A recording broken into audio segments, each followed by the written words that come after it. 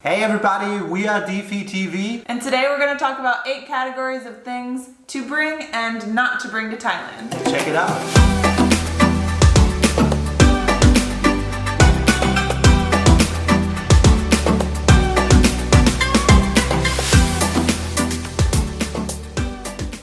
The idea behind this video is we're about to head back to Thailand. We were there for 8 months and we're about to go back. We want to pack a little lighter this time. We're going to compare prices a little bit. We learned when we were there things that we should bring and things that we shouldn't bring. So we want to share that with you today. So the first category is toiletries. Pretty much you can buy everything in Thailand. There's 7-Elevens everywhere. You'll find toiletries. But there are a few toiletries that I found that I definitely would have brought in advance. For example, face wash. They desire to be paler there, so a lot of their things tend to have bleaching elements in it. It took me forever to find a face wash that didn't have a bleaching element, and I wish I would have known that in advance because I would have just brought my own. Another thing is sunscreen. It tends to be almost double the price, so if you know you're going to go to a beach or a tropical paradise, to save you some time, I would just throw in a bottle of sunscreen in advance and bring that with you on your trip. Just one more thing that I found that tend to be super expensive there was tampons. They don't have a lot of them. Oftentimes I couldn't even find them in stores unless I was in like a touristy area. So I would bring those in advance. They're super expensive there, so just throw in a box and you're good to go. Our second category is gonna be clothes. A lot of travelers say this: if you travel to a country, do not fill your suitcase up to the limit. And that cannot be more true with Thailand. However, if you think you're gonna make huge bargains buying Adidas shoes or Levi's pants, this is not gonna be true. These brands tend to be more expensive in Thailand. If you go to a mall and you go to these Adidas stores or to a proper sports shop that has Nike and all that good stuff, it's gonna be more expensive. However, what you should do is you should go to the night markets. Night markets are everywhere in Thailand. Even during the day there are bazaars or places that sell clothes that are comparable to night markets. At the night markets you can get amazing bargains. For example, I bought these pants, pretty basic pants. They are 100 baht, 150 baht this shirt. 100 baht this shirt. Yeah, Adidas branded, that's 200 baht. They also have, if you want these elephant pants, like 100, 150 baht.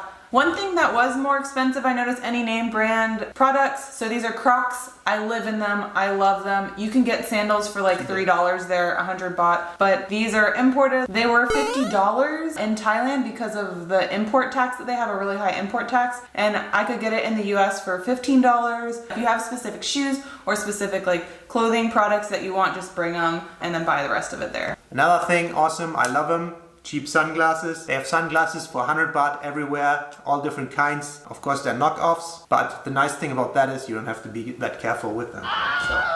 So in the end, leave some space in your suitcase and buy yourself some cheap clothes at the night markets. Third category that we will be talking about is cash.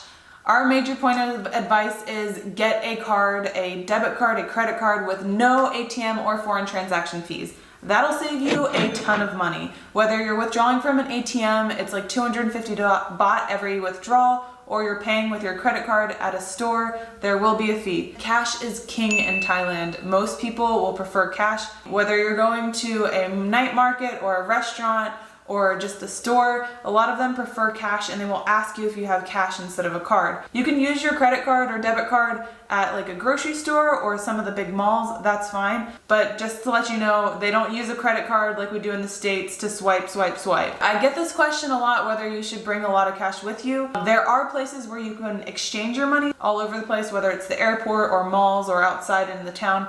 They take a pretty good cut and it's not a great exchange rate. It's not the one you'll find on Google, but it tends to be better than the ones you'll get back home. So it's best to bring your home currency and exchange it there versus transferring Thai baht in advance. Oh!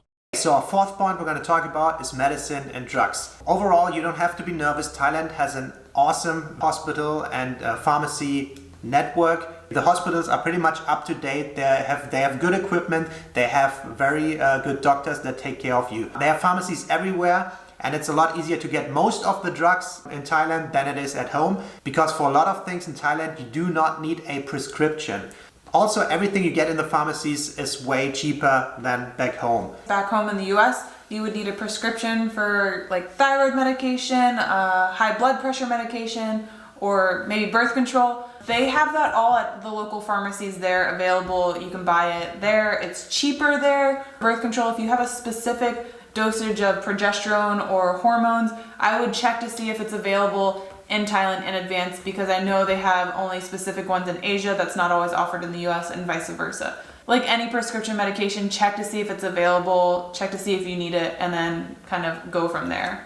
Another thing I would not bring is anti-bug spray. That's one thing I packed when I first came to Thailand, and it was pretty expensive. Thailand is aware of the mosquitoes. They have the good anti-bug spray everywhere, and it's much cheaper than back home. So the fifth category we'll be talking about today is electronics/adapters. In Thailand, you do not need an adapter if you're coming from the USA or some European countries. They have outlets that accommodate both American plugs and these European plugs. So it's super convenient if you're going there, you don't really need it. Most of your phone and laptop chargers have an internal converter, so that's fine.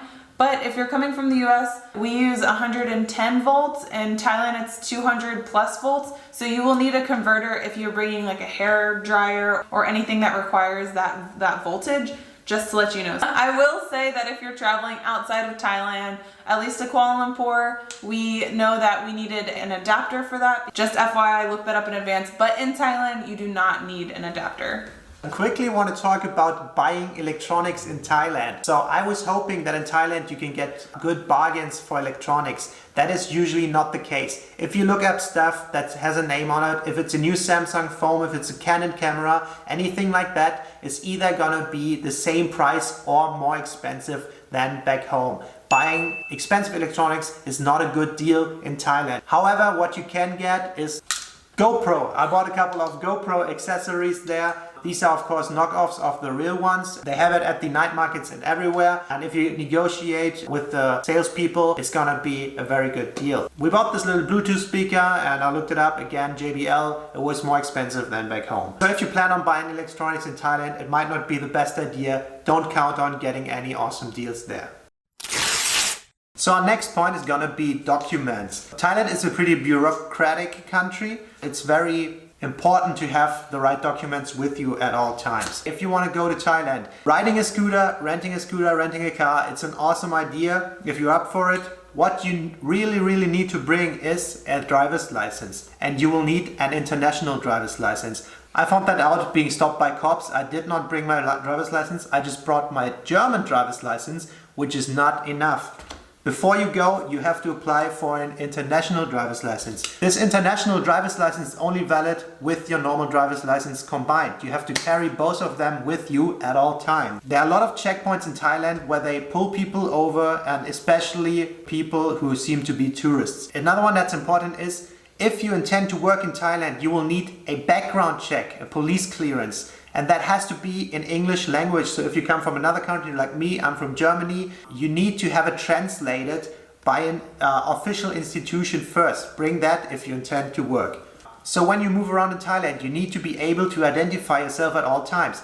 Your international ID part is your passport. That will require you to carry around your passport at all times. However, sometimes places like the hotel or a scooter rental place requires you to leave your passport there. So what we did is we got clean copies of our passports, which we would carry around at all times. If police officers stop you and they check for your passport, they're usually always just fine with that. So always bring a copy of your passport or your original passport. Number 7, apps and technology. It has become necessary for us to have one of these with us at all times. Whenever we go into another country, we usually immediately go to get a local SIM card. International SIM cards are super expensive, so we usually stick with the local plan. In Thailand, we've used AIS and True. I think it was like 600 baht for 5 gigabytes of data, which is a lot of data, and you're good to go. You're good to use your phone, you can use all the different apps and upload to your social media if you want. One of the best apps that we used all the time, and we actually didn't learn about it until we went to Thailand, was the Grab app. The Grab app is very similar to Uber. It's a taxi service app. It's very convenient. That's what's great about this app, is it's convenient, You just put your destination in and you're good to go. You don't have to worry about if the taxi driver speaks English. You can even put your credit card or debit card in there, or you have the option to pay cash on hand. So it's really convenient. It's sometimes cheaper than taxis depending on if they use a meter, depending on where you are, but we'll probably use it getting from the airport to our hotel when we arrive. Okay, last point, number 8. It's one of the most important things to bring to Thailand is just a good attitude. Thailand is known to be the land of smiles, and that's what you experience when you go there. So that's what you should bring as well. Have a good attitude, an open mind, and be just friendly towards people. So enjoy your travels in Thailand. Thanks so much for watching our video. We really hope this helps you in your future travels to Thailand. Let us know in the comments below if you have any questions or suggestions on things that you guys like to bring. If you like this video, please give it a thumbs up and check out our other videos. If you like it, please subscribe. It would mean the world to us and we greatly appreciate it. Thanks so much for watching now, and we'll see you next time. Bye. Bye.